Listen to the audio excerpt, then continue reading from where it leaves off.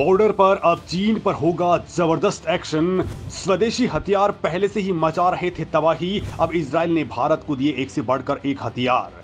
भारत ने सीमा पर तैनात किया ऐसा जासूसी हथियार जो चीन के सारे हथियारों की खोल कर रख देगा पोल। जी हाँ दोस्तों, इस वक्त भारत का चीन के साथ में एलएसी पर एक बार फिर से तनाव बढ़ चुका है। चीन हर दिन वहां पर नई नई रणनीतियां खेलने में लगा हुआ है और दोस्तों आने वाले वक्त में तो परमाणु युद्ध तक छिड़ सकता है। और दोस्तों हाल ही में ये खबर भी आई है कि भारत पर हमला करने के लिए चीन अपने 5 सालों के अंदर ही यहां पर 100 परमाणु मिसाइलें डिप्लॉय करने वाला है। इसको देखते हुए अमेरिका की तरफ से भी एक रिपोर्ट रिलीज हुई है। भारत को चीन का मुकाबला करने के लिए कम से कम 100 मिसाइलें और चाहिए हैं। हालांकि ये भी कहा गया कि ऐसा नहीं है, भारत के पास फिलहाल चीन का मुकाबला करने के लिए मिसाइलें नहीं हैं, बल्कि चीन की मिसाइलों से 2 गुना ताकत रखने वाली मिसाइलें भी भारत के पास में हैं। फिर भी भारत थर्मोन्यूक्लियर हथियारों को भी डिप्लॉय कर रहा है। वहीं दोस्तों इन सब के बीच में भारत के मित्र देश यानी कि इजराइल ने भी भारत के लिए अपना एक बड़ा गेम कर दिया है, क्योंकि जिस तरह से चीन जैसा धूर्त देश भारत के खिलाफ साजिश रच रहा है, उसे देखते हुए इजराइल और जापान भारत के साथ में आकर के खड़े हो चुके हैं। दोस्तों इजराइल ने तो बाकायदा साथ देते हुए अपने खास और खूंखार हथियारों की पूरी फोर्स को ही चीन की सीमा के ऊपर डिप्लॉय कर दिया है। आखिर दोस्तों अब अचानक ऐसा क्या हुआ है कि भारत को इजराइल का इतना बड़ा सपोर्ट लेना पड़ रहा है, और इजराइल ने आखिर कौन कौन सी मदद वहां पर पहुंचाई है? जापान इस वक्त क्यों दौड़ करके भारत के पाले में आ चुका है? साथ ही दोस्तों अमेरिका जो चीन की खिलाफत कर रहा है, उसने अपने रिपोर्ट में क्यों कहा है कि चीन भारत के ऊपर फिर से हमला कर सकता है? यानी कि मामला जरूर यहां पर विकराल होने वाला है, और अभी युद्ध से पहले वाली शांति एलएसी के ऊपर बनी हुई है। तो वास्तव में अब क्या होने वाला है? तो दोस्तों इस वीडियो के अंदर ये तमाम बातें जानने वाले हैं, लिहाजा मेरे साथ में आप लगातार बने रहिए। इजराइल से भारत आया चीन की मौत का सामान, चंद मिनटों में ही हजारों चीनी सैनिक हो जाएंगे ढेर। जी हां दोस्तों, पूर्वी लद्दाख और अरुणाचल प्रदेश के पास चीनी सैनिक सबसे ज्यादा उछल कूद मचा रहे हैं, और इनसे निपटने के लिए भारतीय सेना ने अब खास तैयारी कर ली है। अरुणाचल प्रदेश में चीन और भारत के बीच में वास्तविक नियंत्रण रेखा पर टकराव का दूसरा पॉइंट है, और पूर्वी लद्दाख में इस समय तनाव जारी है। तो वहीं दोस्तों बाकी के हिस्सों पर भी भारतीय सेना मुस्तैद है, और यहाँ पर दोस्तों चीन के खिलाफ एक से बढ़कर के एक घातक हथियारों को डिप्लॉय किया गया है। इनमें दोस्तों बहुत सारे हथियार ऐसे हैं जो इजराइल के अंदर डेवलप हुए हैं, और उनमें सबसे खास है नेगेव लाइट मशीन गन। दोस्तों इजराइल ने विशेष तौर पर यह हथियार भारत को दिया है ताकि भारत चीन जैसे देश का आसानी से मुकाबला कर सके। दोस्तों ये मशीन गन कितनी खतरनाक है, इसको जानेंगे तो आप भी हैरान रह जाएंगे। दरअसल दोस्तों इजराइल वेपन इंडस्ट्री ने ये ऐसी लाइट मशीन गन को डेवलप किया है जो हर तरह के युद्ध में कारगर साबित हुई है।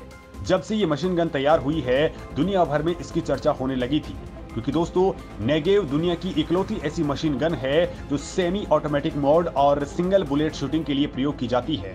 नेगेव को इजराइल की डिफेंस फोर्सेज इस्तेमाल करती हैं, और खास बात यह है कि इस मशीन गन का नाम इजराइल के दक्षिण में पड़ने वाले इलाके यानी नेगेव के ऊपर पड़ा है। इसकी ताकत कितनी है ये इस बात से समझ लीजिए कि इसका वजन महज 8 किलो है, लेकिन ये तबाही मचाने में अच्छे अच्छे हथियारों को भी पीछे छोड़ देती है। सेमी ऑटोमेटिक फायरिंग की वजह से इस मशीन गन को युद्ध की स्थिति में अचानक हमला, करीब से हमला होने पर आसानी से प्रयोग किया जा सकता है। यहां तक कि इसमें इंस्टॉल टेलीस्कोप की वजह से दुश्मन पर आसानी से अटैक किया जा सकता है।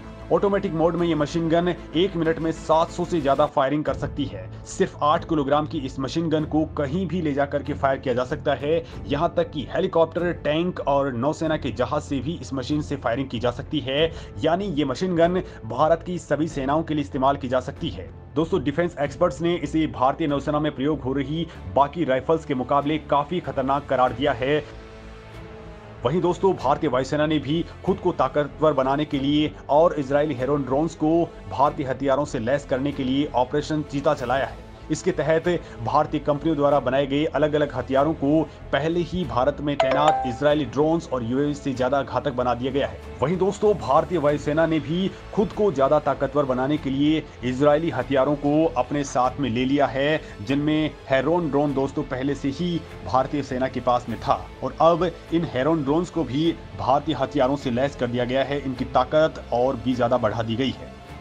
वैसे दोस्तों इजरायली हथियार ही नहीं बल्कि भारत ने अपने देश के अंदर तैयार हुए ऐसे रडार सिस्टम्स भी एलएसी पर डिप्लॉय कर दिए हैं, जिससे चीन की हथियार और उनकी मिसाइलें कहां पर रखी गई हैं, उनकी पोजीशंस क्या हैं, ये सारी की सारी बातें अब भारत को पता चल रही हैं, जिससे भारतीय सेना को चीन के खिलाफ जोरदार बढ़त मिल पा रही है। दोस्तों भारतीय सेना अब चीन की सीमा पर ऐसे रडार लगा रही है जो पहाड़ों के पीछे, घाटियों के अंदर और जंगलों में छिपे हथियारों को खोज करके उनकी लोकेशंस पता कर लेती है।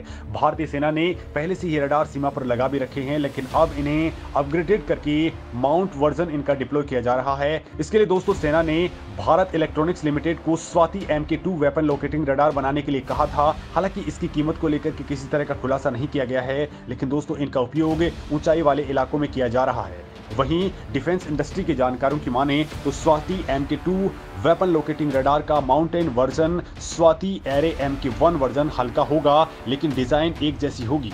क्षमता पहले से भी कहीं ज्यादा है। दोस्तों Swati MK2 weapon locating radar को इसलिए बनाया गया था ताकि अपनी और आती दुश्मन की आर्टिलरी, रॉकेट या मोर्टार्स को ट्रैक किया जा सके। पहले दोस्तों स्वाति रडार को DRDO, BEL, LRD ने मिलकर के बनाया था। अब तक दोस्तों इसके MK1 वर्जन के 46 यूनिट्स बनकर के पूरे देश में तैनात हो चुके हैं और अब इसका भी खतरनाक वर्जन सीमा के ऊपर डिप्लॉय किया जा रहा है। और दोस्तों जब ये चीजें पूरी तरह से रेडी हो जाएंगी तो उसके बाद में भारत चीन के ऊपर बहुत ज्यादा बढ़त हासिल कर लेगा। इस वक्त भारत ने पूरे के पूरे LAC के अंदर बहुत सारे सुरंग बना डाली हैं, साथ ही वहां पर वो सड़कें भी बना दी हैं जहां से सीमा के पास पहुंचना भारत का चुटकी का खेल हो जाएगा। इसके साथ ही भारत ने अब बॉर्डर एरियाज में अपनी एयर स्ट्रिप को पूरी तरह से एक्टिवेट कर दिया है और हाल ही के दौरान आपने देखा भी होगा कि न्यूमा एयरबेस को भी एक्टिवेट कर दिया है। वहां पर हमारे एयरक्राफ्ट आसानी से उतर सकते हैं। और दोस्तों बड़ी बात यह है कि ये LAC से केवल